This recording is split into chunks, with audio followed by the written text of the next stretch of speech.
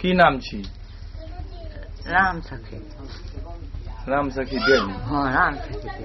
कौन गाम घर? बेरमा। कौन बेरादर छियै? धान। हाँ कौन कौन देवता या घर में?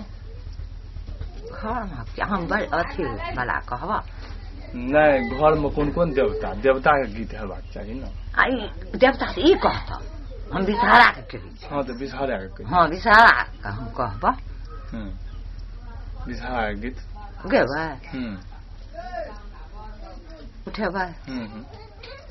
काने बना बोले मैया हरियारा सुगबा है मैया रातना सुगबा है मैया है कौन बना बोले भैरव भाई झुमरिया खेल के आबे रही छे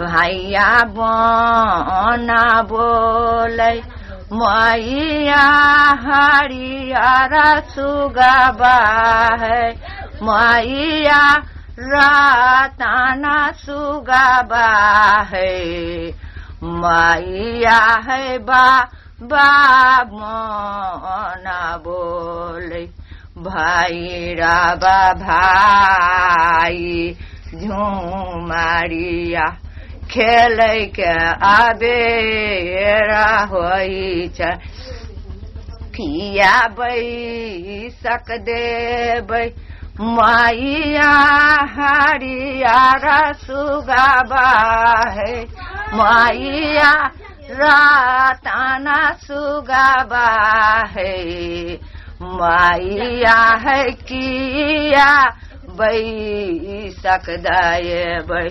भैरव भाई झुमरिया खेल के आबे रही छे दूरे पार बैसेबै मैया हरियारा सुगबा है मैया राताना सुगबा है मैया है आचार्य बैसायबै भैरव भाई झुमरिया खेल के आबे रही छनी किया पानी देवन मैया हरियारा सुगबा है मैया राताना सुगबा है मैया है किया पानी देबै भैरव भाई झुमरिया खेल के आबे रही छनी लोटा पानी देबन मैया हरियारा सुगबा है मैया राताना सुगबा है मैया है झारी पानी देबन भैरव भाई झुमरिया खेल के आबे रही छनी लोटा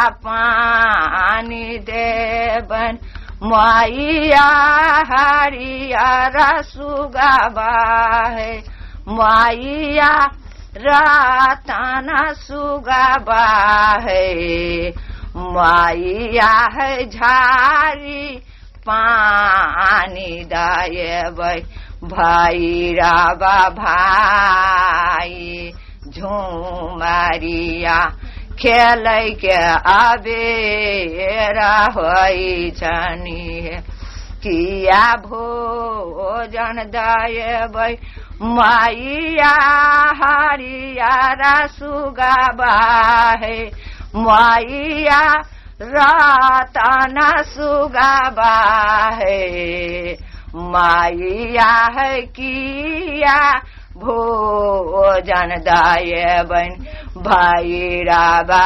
भाई झुमरिया खेल के आबे रही छनी है दाहे चूड़ा देवन मैया हरियारा सुगाबा है मैया रतन सुगाबा है मैया है खुआ औटल दायबन भैरवा भाई झुमरिया खेल के आबे रही छनी है।